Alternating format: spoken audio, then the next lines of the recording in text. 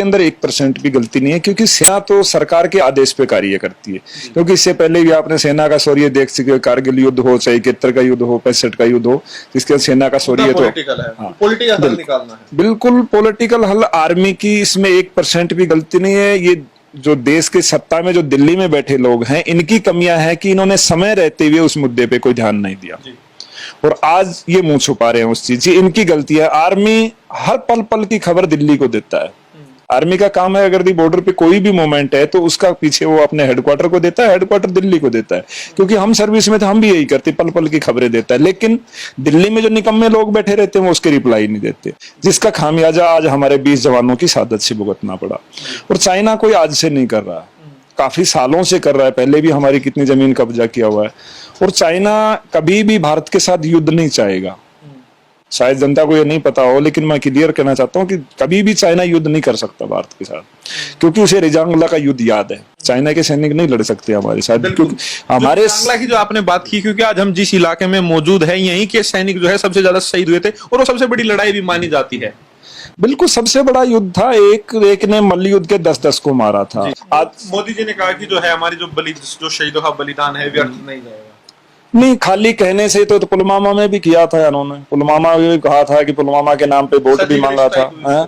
उसके बाद क्या सर्जिकल स्ट्राइक में कहा था कि हमने उनके 600 मार दिए। ये तो सब अफवाहें। आज कह रहे हैं कि हमने चाइना के 40 से 43 जवान मारे हैं। अब कौन सा ये कैमरा लेके गए थे? ये चीजों की झूठी अफवाहें फैलाते। तो हमारे जवान सबको पता है, अब देश के सामने जो बातें आ गई, एक बार नियत थे और उनके पास हथियार थे। हथियार का मतलब जो खोखरी होता है वहां रखते हैं।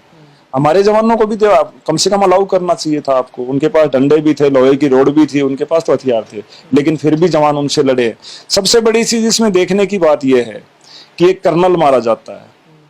कर्नल मारने का अर्थ यह है कि एक बटालियन का कमांडिंग अफसर पूरी बटालियन पे जो कमांड करता है, एक बटालियन मरना, एक कमांडर कर्नल मरता है तो एक बटालियन पूरी मानी समझिए आप मर गई है। फिर भी फायर का आदेश नहीं दिया। इसके पीछे राज क्या है? ये सरकार की नाकामी है। इसका आदेश तो सरकार को देना चाहिए था ना। जब आप किस जवानों को अटैक कर ही दिया, फिर आपने क्या देखना था? समझौता तो आपका खत्म ही हो गया था। तो पीछे हमारी स्पोर्ट के अंदर जो जवान थे, कम से कम उनको तो आदेश देना चाहिए था फायर का। लेकिन इसके अंदर कुछ गोलमोल है कि हमें लग रहा है सूत्रों के अनुसार कि कुछ जवान जो है हमारे उनके पास है।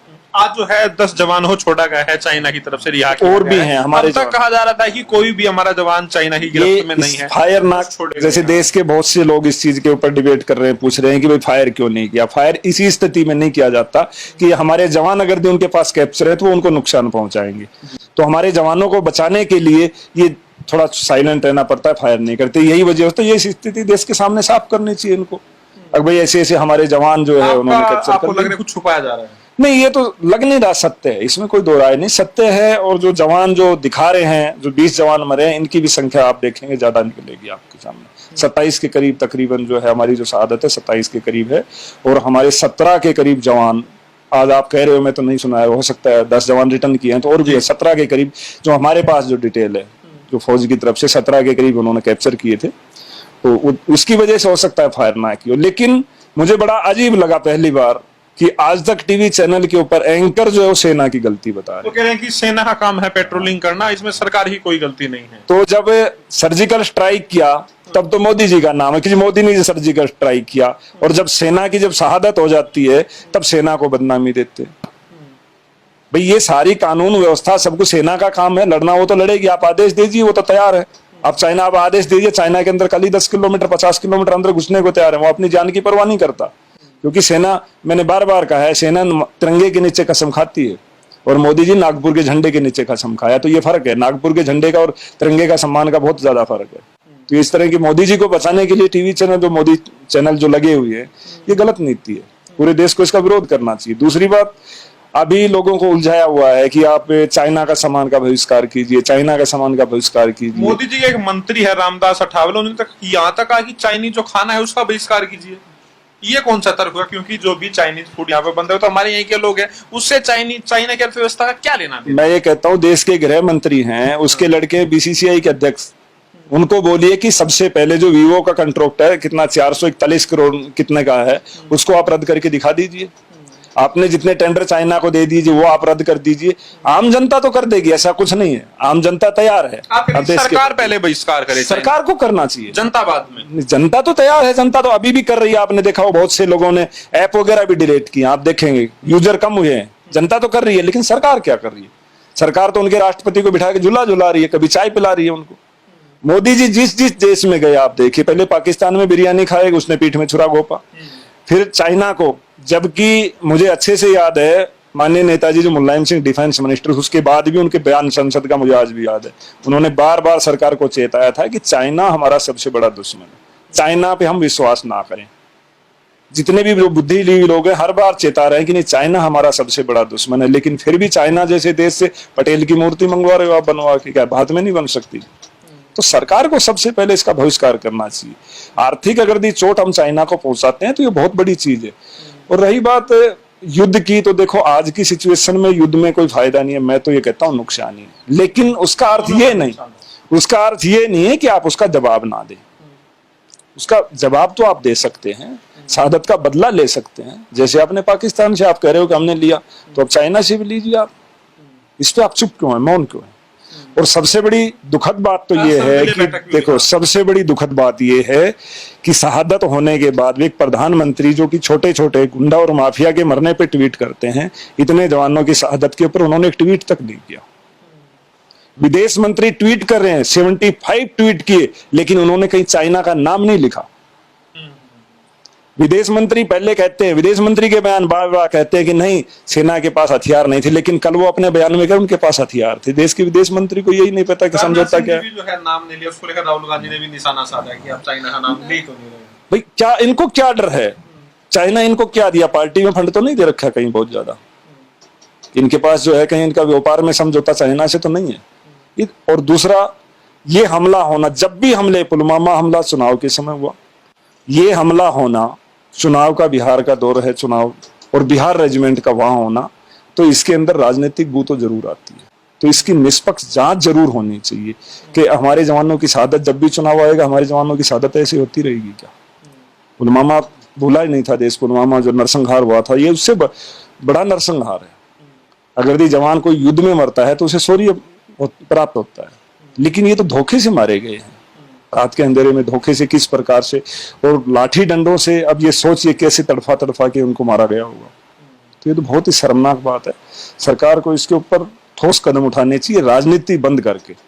आप सभी पार्टियों, देश पूरा आपके साथ खड़ा है। राजनीति नहीं होनी चाहिए। वहीं जो सर्वदलीय बैठक हो रही है उसमें आम आदमी पार्टी और आरजेडी, राष्ट्रीय जनता दल, उनको इनवाइट नहीं किया गया है, तो आपको क्या लग रहा है इस समय? अभी उसमें तो मैं देख रहा था, कई बोले हमने शर्तें लगाई हैं। पहले तो कह रहे जी 5 सांसद होने जरूरी है, तो आरजेडी के तो 5 सांसद भी हैं। अब कुछ और नियम शर्तें लगा रहे। ये तो राजनीति इशू है इनका, और कोई मतलब नहीं है। राजनीति कर रहे हैं। इसके अंदर ऐसा है कि आम आदमी पार्टी, सबको पता है कि केजरीवाल जी के पास में संजय सिंह जैसे उनको भेजते, वो पढ़े लिखे हर मुद्दों पे बेबाक बात करते। वो हो सकता है कि प्रधानमंत्री जी की हर बात को मान्य ना हो और उनसे बहस भी करे, तो इसलिए नहीं जोड़ा गया होगा। ऐसे भी आरजेडी में भी 1-2 नेता हैं जो स्पष्ट तौर पे, खुले तौर पे बोलते हैं, तो इस वजह से ना जोड़ा गया हो। कि कई आप पहले भी देखा है मीटिंगों के अंदर, जो अच्छे बोलने वाले नेता उनको नहीं जोड़ते, क्योंकि उनकी मर्जी है किसको जोड़ना है किसको नहीं जोड़ना, इनकी सत्ता है। लेकिन सर अब सवाल यही आ रहा है, क्योंकि अगर जनता बाइकआउट कर रही है और चाइनीज जो प्रोडक्ट है उसके बहिष्कार की बातचीत कर रही है, तो और क्या क्या आपके हिसाब से होना चाहिए और किस तरीके से जवाब दिया जाना चाहिए? नहीं देखो, बहिष्कार तो आप कर रहे हो, लेकिन देश के पास उसका विकल्प क्या है? मैंने सबसे पहले तो आज देखिए, कोरोना की महामारी वैसे चली हुई है, आपको मेडिसिन की बहुत जरूरत है।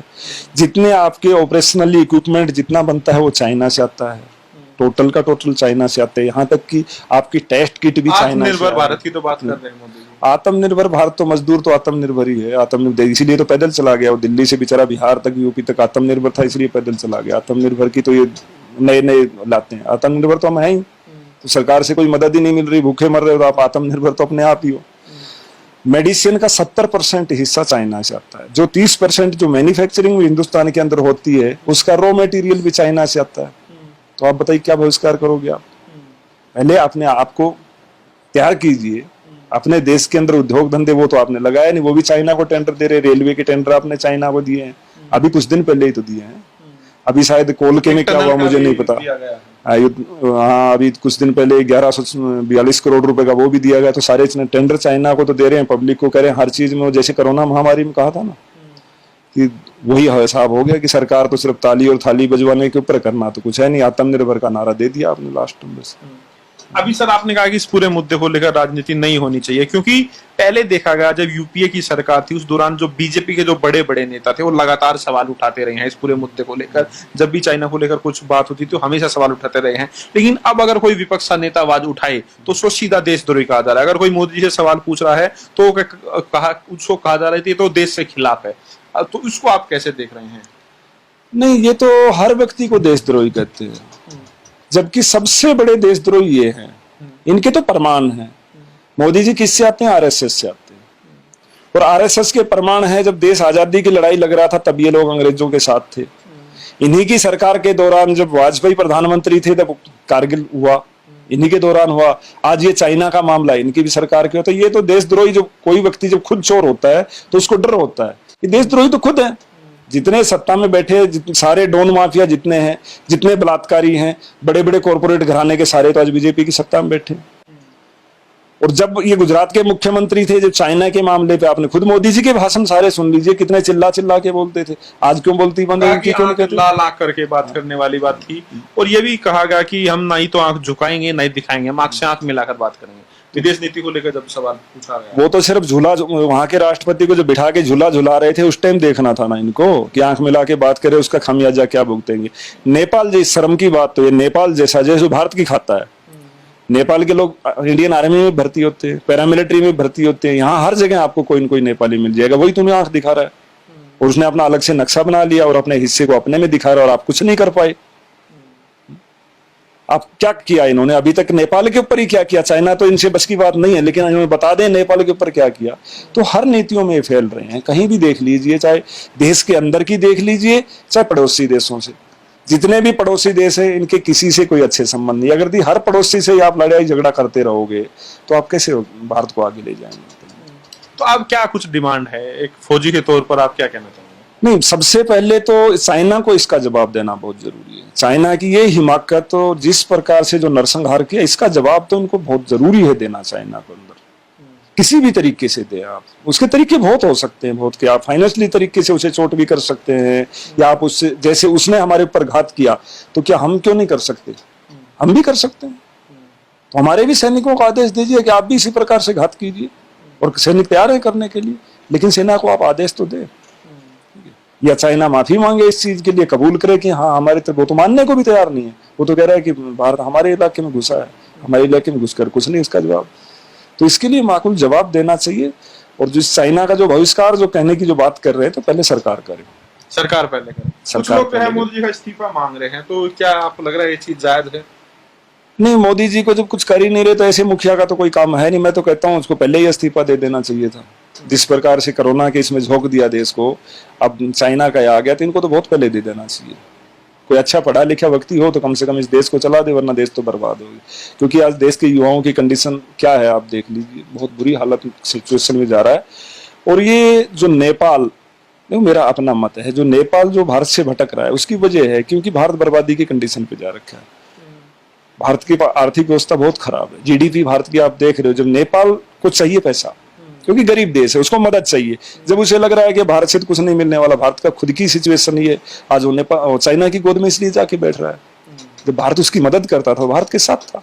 क्योंकि सर जब चुनाव के दौरान कहा जा रहा था कि अगर बीजेपी सरकार आएगी तो जो हमारी जो सीमाएं हैं वो मजबूत होगी बीजेपी के आने की वजह से। जो कांग्रेसी टाइम में जो है हमने बहुत कुछ झेला है, इस तरह की बात कही जा रही थी। तो उसको आप कैसे देखते हैं? नहीं, देखो, कांग्रेस के समय में फौज के अंदर मानते हैं कमियां सरकारों में रहती है। कांग्रेस की भी कमियां थी, ऐसा नहीं है कि कांग्रेस बिल्कुल सही थी इसलिए सत्ता के बाहर फेंका लोगों ने। लेकिन इन्होंने सिर्फ हिंदू मुस्लिम के सिवाय और तो कोई दीवार मजबूत की नहीं। जितना सेना के अंदर राजनीतिकरण हुआ है इससे पहले कभी नहीं, और जिसका अंजाम आप देख रहे हो। यहां तक कि ये सिचुएशन है कि बॉर्डर की हकीकत ये है कि अगर एक बम भी फायर करना है तो उसका आदेश बीजेपी हेडक्वार्टर से लेना पड़ता है। ये सच्चाई है। लेकिन पहले ऐसा नहीं था। जो कमांडर होते थे वो इंडिपेंडेंट होते थे, उनकी अपनी मर्जी होती थी। बॉर्डर की सिचुएशन जो उन्होंने आदेश दे दिया वो गवर्नमेंट को मानना होता था। आप जर्नल की नियुक्तियां देख लीजिए, चाहे पहले जो नियुक्तियां निष्पक्ष होती थी, आज वो नियुक्तियां भी निष्पक्ष नहीं है। जिस प्रकार से रावत को सीडीएस बनाया गया है, रावत जो थे इनका बैकग्राउंड अगर देखें, इनको जर्नल भी जो है गलत तरीके से बनाया गया था, आज उनको सीडीएस बना दिया गया। वो तो बीजेपी की भाषा बोलते, एक जर्नल का क्या लेना देना राजनीति से।